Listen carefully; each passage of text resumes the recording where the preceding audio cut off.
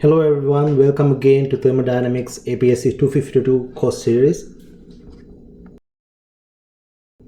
By the end of today's lecture, you will be able to calculate the internal energy for ideal gases by using constant volume specific heat. I believe you remember how we used property tables to calculate the same during our last lecture. And in this lecture, we'll discuss when and where we need to use property tables and where we can use this method that we are going to discuss. Moreover, by the end of today's lecture, you'll be able to understand the differences between heat, work, and energy. We'll discuss these concepts in detail, and the relationships among these components will be explored during this lecture. Also, you'll be able to understand different thermodynamic processes such as isothermal, isobaric, isochoric, adiabatic, and today we will not be discussing about isentropic processes, but in the coming lectures definitely we will be discussing about isentropic processes as well. And at the end of the lecture we'll be discussing how to calculate the boundary work in a thermodynamic process when the system boundary is moving. I highly recommend you all to read chapter 3.1 to 3.4 in your recommended text to expand your knowledge base on this regard. In the previous lecture, we discussed how we can use internal energy, kinetic energy, and potential energy to represent the total energy of a given system. The same equation can be written in the specific energy form as seen here. Mass into specific internal energy, mass into specific kinetic energy, and specific potential energy. I'm not going to discuss this equation again, and if you have any confusions about this equation, you can always refer back to the previous lecture, and if you still feel this is not convincing, then you are always welcome to contact me after the lecture. From the beginning of this course, we discussed many thermodynamic properties including temperature, pressure, and volume, specific volume, internal energy, and there are many. Today we are going to discuss another new thermodynamic property called constant volume specific heat. Alright, to understand this, let's look into the right of our lecture slides where we see a rigid container.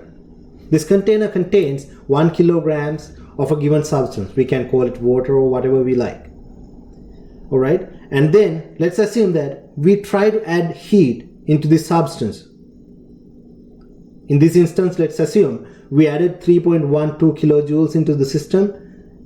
And after that we observed a 1 Celsius temperature difference of the substance. If that is the case, then we can call the specific heat of this substance is 3.12 kilojoules per kilogram per Celsius. In simple terms, this is the amount of heat that we need to add to a unit mass of a given substance so that we see 1 Celsius or unit temperature difference. Right? So why do we consider this property as an important property? Why it is useful?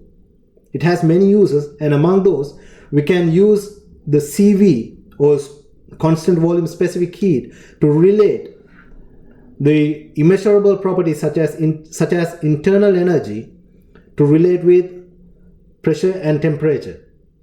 In other words, we can use CV in combination with P and T to find internal energy difference occurred during a given process. Moreover, it's an indicator that shows the energy storage capacity of a substance. For an example, if we want to cool something, then we need a substance with higher heat capacity or higher specific heat. As I mentioned earlier, constant volume specific heat is related with the internal energy. You can write the relationship between these two parameters as seen in the equation here. CV is equal to the partial derivative of internal energy by temperature during a constant volume process. So if you don't understand the concept of partial derivatives, don't worry, because we are not going to use this form of the equation in this course. Rather, we are going to use a simplified form. Therefore, don't worry for now. And it is important to note, CV is a property of a substance, and it is independent of the processes that a system is undergoing. So once we have the set of CV values for given conditions, then we can use it anywhere in any process. So we normally use CV to calculate internal energy difference during a process for ideal gases, solids and liquids, and when the thermodynamic tables are not available, right? If it is available, then that is the main go-to place for us, as we discussed in the previous lectures as well. All right, let's see how we can calculate the delta U during any given process. As we mentioned earlier, the delta U is not dependent on the path. Therefore, we can find the initial internal energy level and then final internal energy level, then we can take the difference. So what we need to have is the initial and final internal energy levels. So in doing that, we can look whether we have the property tables available. Then that is definitely the first go-to place for us. If the property tables are not available, then we have to look into the other options. For an ideal gas, the internal energy is only a function of temperature, and at the same time we know that CV is a function of temperature as well. So in that case, we can say the constant volume specific heat is the differential of internal energy by temperature for an ideal gas, and it doesn't depend on anything else.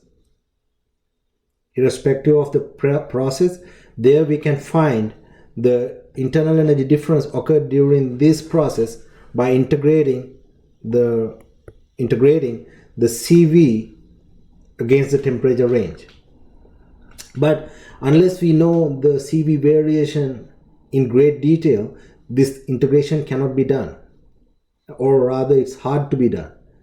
So in our course, what we are mostly interested in, the third approach, this is what we are going to use.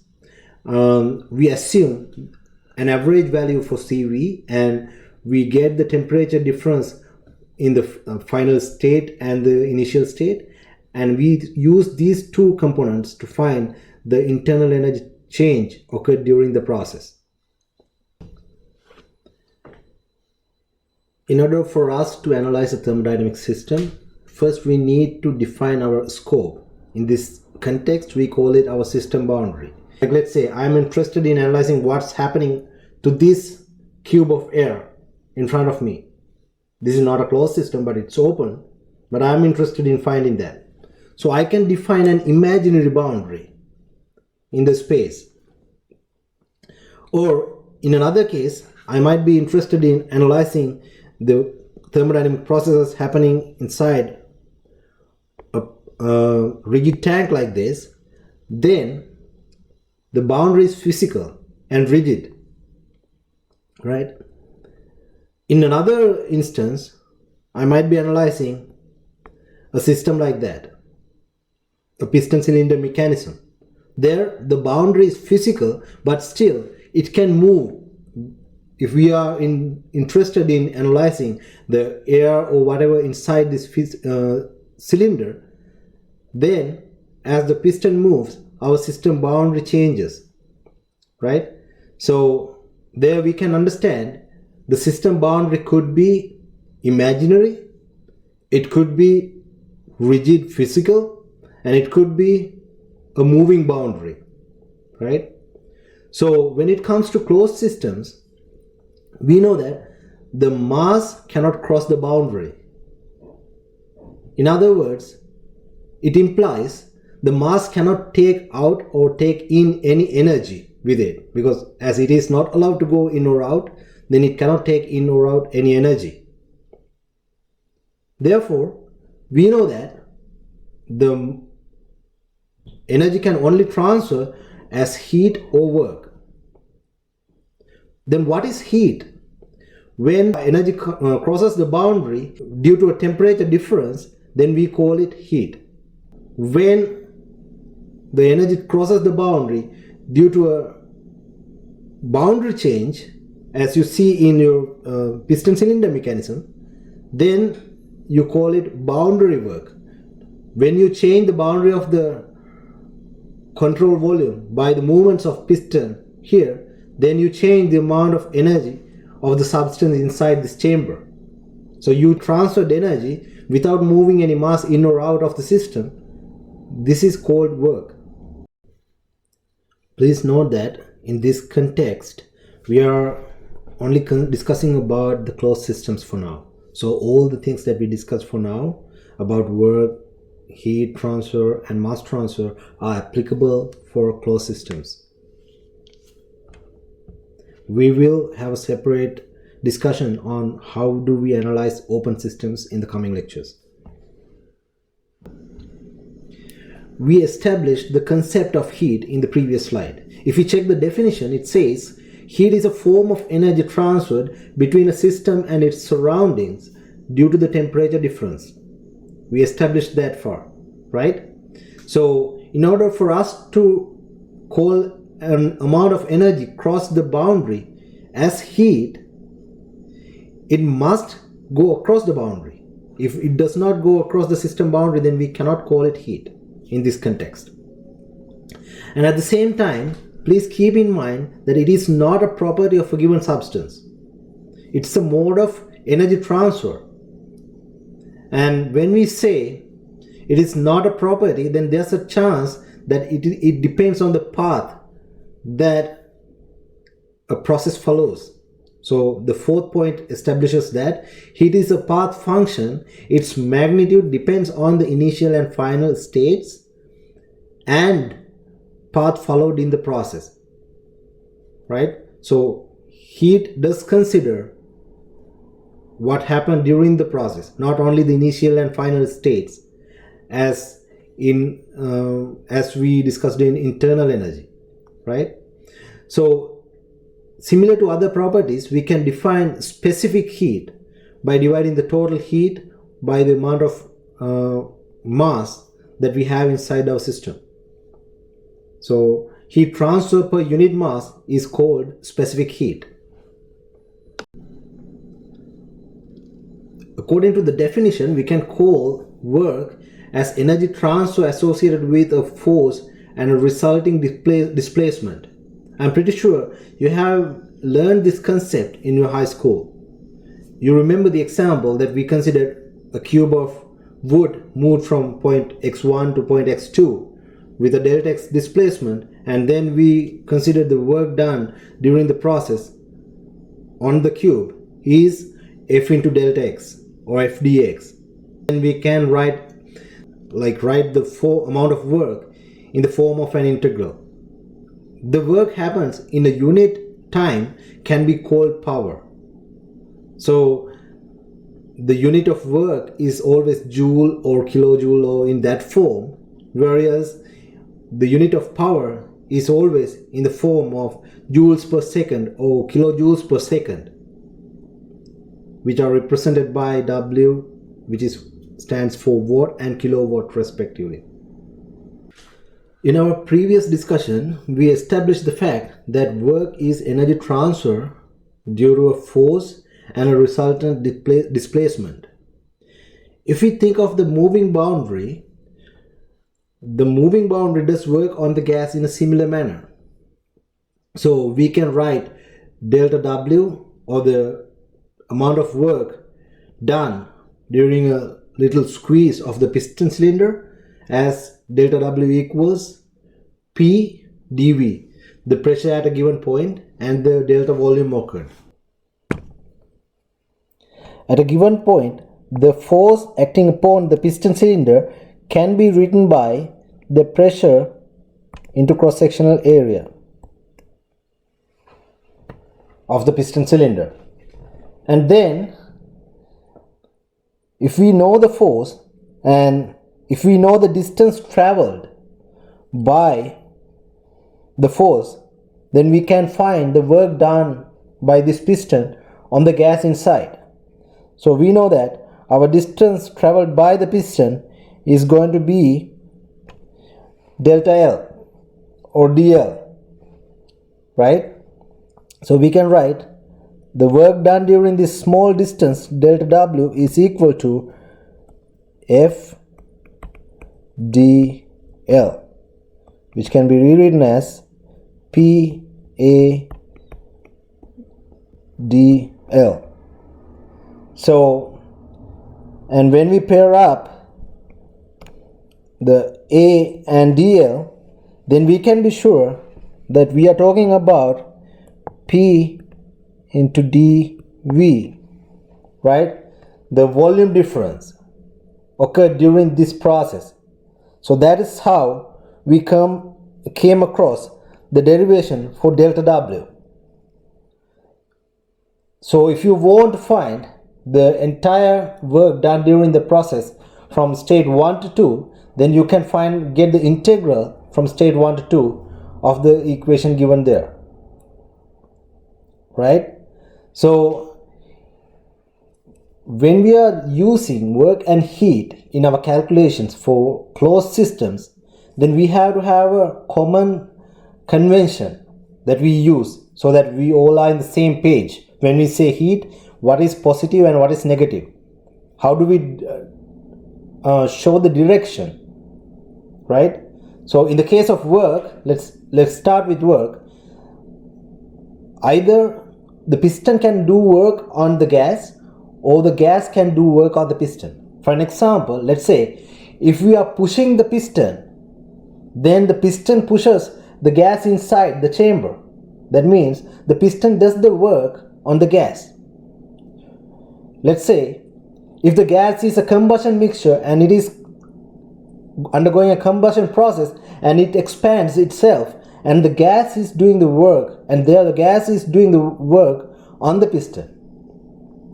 So whenever the gas is doing the work on surroundings, or the system is doing the work on surroundings, we call it positive work. If we say, for an example, if we say our piston cylinder mechanism, the gas did 10 kilojoules of work, then we identify it as a positive work. If we applied, or the piston applied work on the gas, then we call it negative work. So let's say we applied 10 kilojoules of worth of work on the gas, then we say minus 10 kilojoules, right?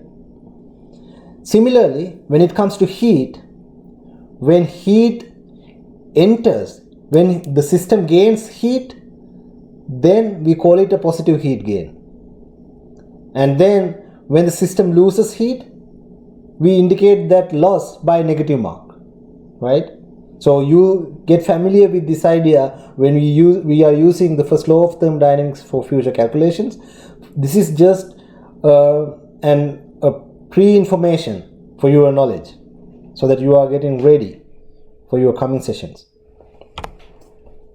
As we established during the last slide, the work is a path function, because we said we can write the delta W as the integral from 1 to 2 P dV, right? So you can see the three lines that we have here, A, B and C. Each of these lines goes on a different pressure volume curve, or a different process curve. This goes on here, and this goes on here, and this goes on here. Let's assume this is a compression process, right? So in that case,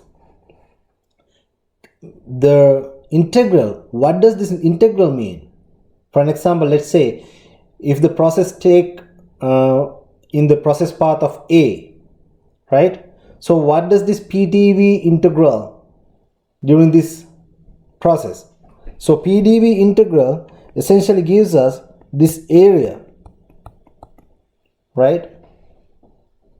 So then this area in our PV diagram represents the work done during a process. Similarly, if you want to find the work done from state 1 to 2 by following path B, then you just find the area enclosed by path B and your volume axis, right? So that area gives you the work done during this process. So if we think of the magnitude of the work done during this process, you can see the area covered by the process line A is lesser than the area covered by process line B. Similarly, it applies to the area covered by B and C. Like area covered by B is lesser than area covered by C. So in other words, we can say the magnitude of work done during process A is lesser than process B, and process B is lesser than process C, right? So please keep in mind, similar to heat, work is also a path function.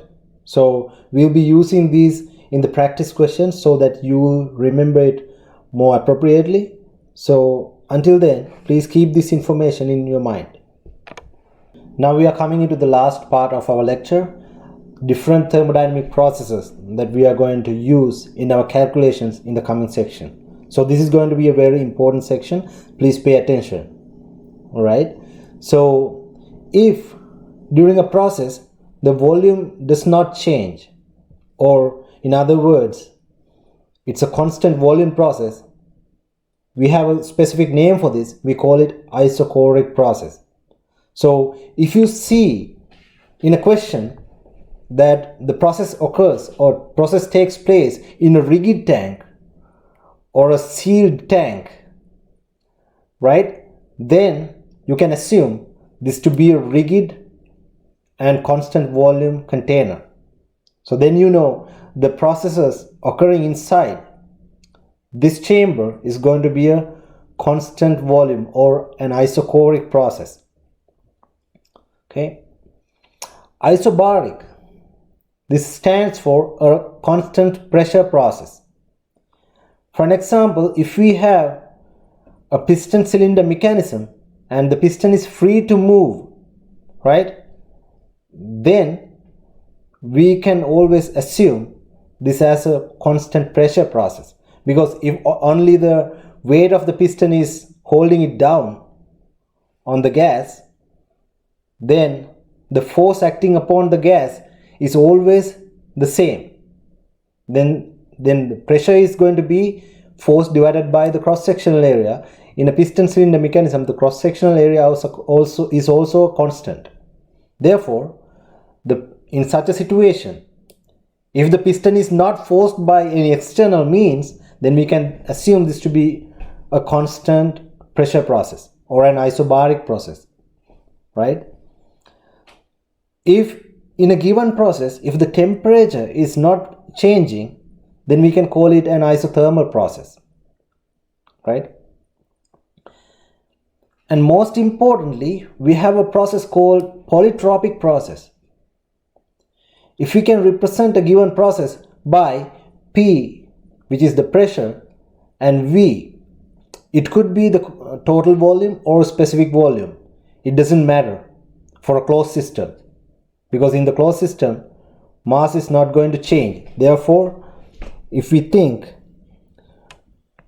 write PV to the power n is equals constant, then definitely we can write P V to the power n divided by m to the power n is equal to another constant, C dash, right? So C dash, and then in other words we can write this again as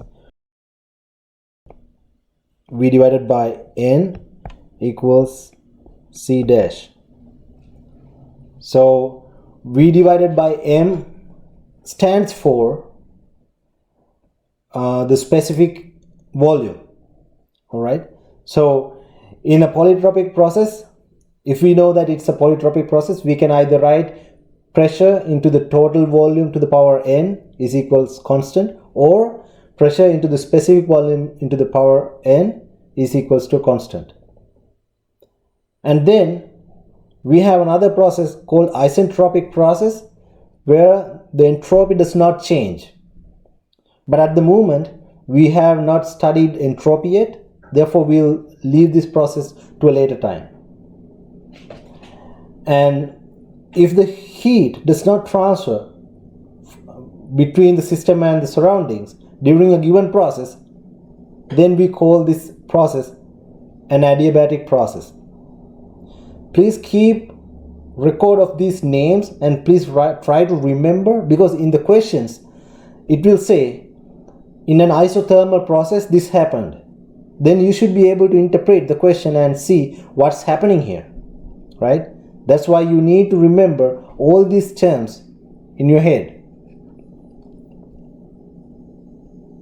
We'll stop our lecture here at this point for now, and then we'll further discuss about these processes and the newly learned concepts in the next lecture, and also we'll do some practice questions so that you can get a hold of what's going on in this new theory. Thank you very much for your attention.